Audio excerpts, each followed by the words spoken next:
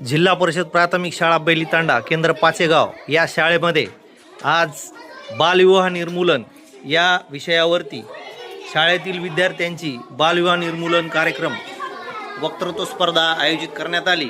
यावेळेला मी परदेशी आरके आणि आमचे सहकारी आदरणीय श्री क्षीरसागर सर यांनी आजच्या ह्या कार्यक्रमासाठी नियोजन करून विद्यार्थ्यांनी अतिशय सुंदर असे विचार आजच्या कार्यक्रमात व्यक्त केलेले आहेत। सर्व यशस्वी सहभागी स्पर्धकांचं खूप खूप अभिनंदन।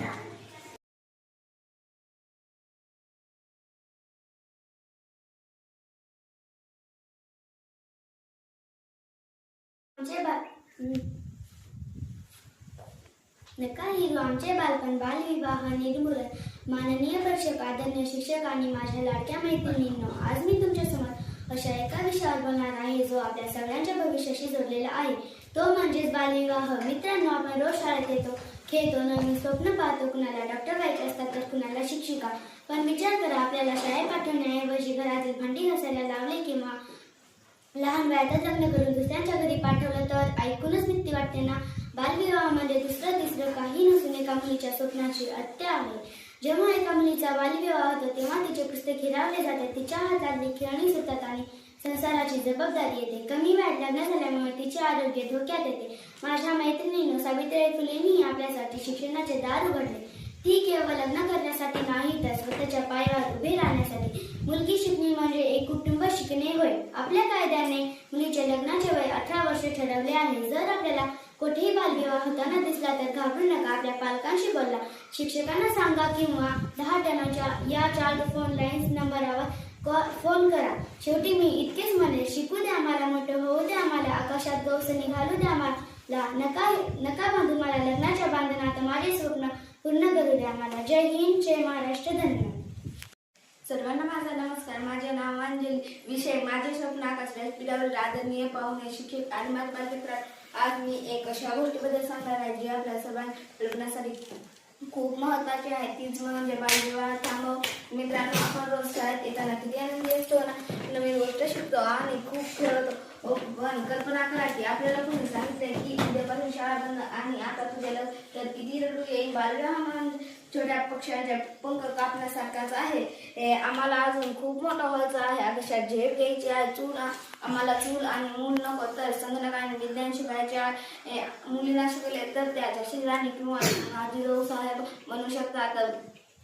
लहान वयात लग्न लावून देणे म्हणजे फुलाला उमलण्यापूर्वी तोडण्यासारखा आहे। मित्रांनो, आपण रोज शाळेत येतात किती आनंदी असतो।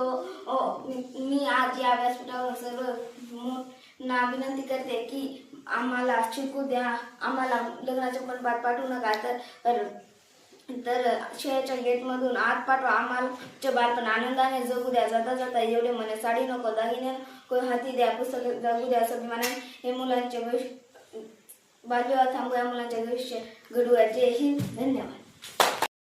सर्वांना माझा नमस्कार। माझे नाव अक्षर आहे। आज मी तुमच्या समोर बालविवाहाबद्दल 2-3 शब्द सांगणार आहे, ते तुम्ही शांतपणे ऐकून घ्यावेत, ही माझी नम्र विनंती। बालविवाह एक सामाजिक शाप।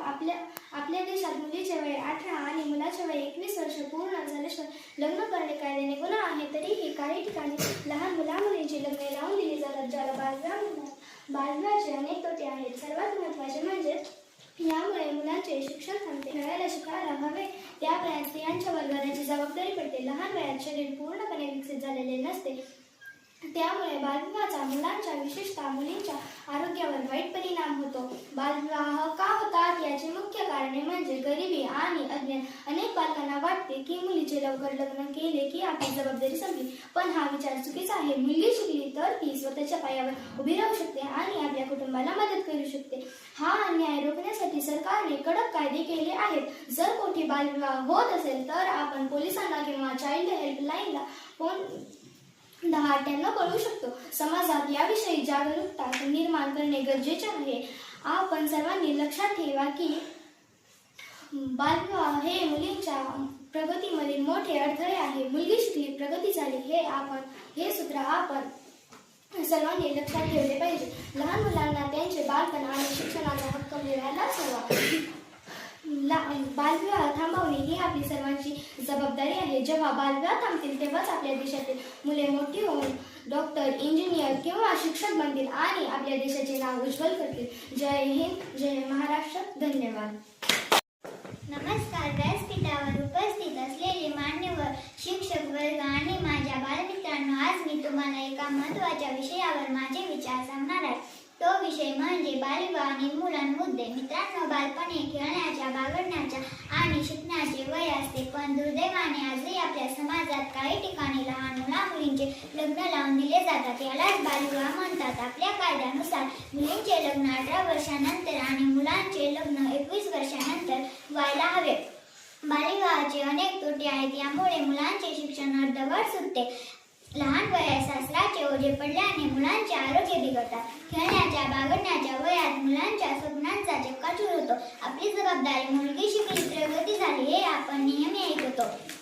जर आपल्याला कोठे असा विवाह होत दिसले तर आपण शिक्षकांना किंवा मोठ्यांना नक्कीच सांगितले पाहिजे. शेवटी मला इतकेच म्हणावेसे वाटते, हातात द्या पुस्तकाची पाटी, नको लग्नाची बेडी पायासाठी. चला तर मग सगळे मिळून ठरवूया की बालविवाहमुक्त समाज घडवूया. जय हिंद, जय महाराष्ट्र. धन्यवाद. नका हिरू आमचे बालपण. नमस्ते, माझे नाव रिंकू आहे. आज मी तुम्हाला बालविवाह या विषयावर माझे छोटेसे विचार सांगणार आहे. मित्रांनो, बालपण हे बालक्षण आहे. बागेतल्या फुलासारखे असते. ते जसे फुलाला उमलण्यासाठी वेळ लागतो, तसेच आम्हाला सुद्धा मोठे होण्यासाठी वेळ हवा आहे. पण आजही काही लोक छोट्या मुलांची लग्न लावून देतात, त्याला बालविवाह म्हणतात. बालविवाह करणे हा कायदा आणि देवाच्या नजरेतही गुन्हा आहे. ज्या वयात आम्हाला दत्तर उचलायला हवे त्या वयात संसाराचे ओझे नको. जर आम्ही लहानपणीच लग्नाच्या वेळीच अडकलो तर आम्ही आमचे स्वप्न कसे पूर्ण करणार? मुलींनी शिकले तर त्या स्वतःचं आणि देशाचं नाव नक्कीच मोठं करतील. शिक्षणानेच आपले आयुष्य सुंदर आणि सुखी होऊ शकते. सर्व मित्रांना आणि मोठ्यांना इतकेच म्हणते आहे की कोणाचाही बालविवाह होऊ देऊ नका. छोट्या मुलांना शाळेत पाठवा आणि त्यांचे सुंदर बालपण त्यांना जगू द्या. शेवटी मी इतकेच म्हणेन, शिकू द्या आम्हाला, खेळू द्या आम्हाला, लग्नाच्या वेळीतून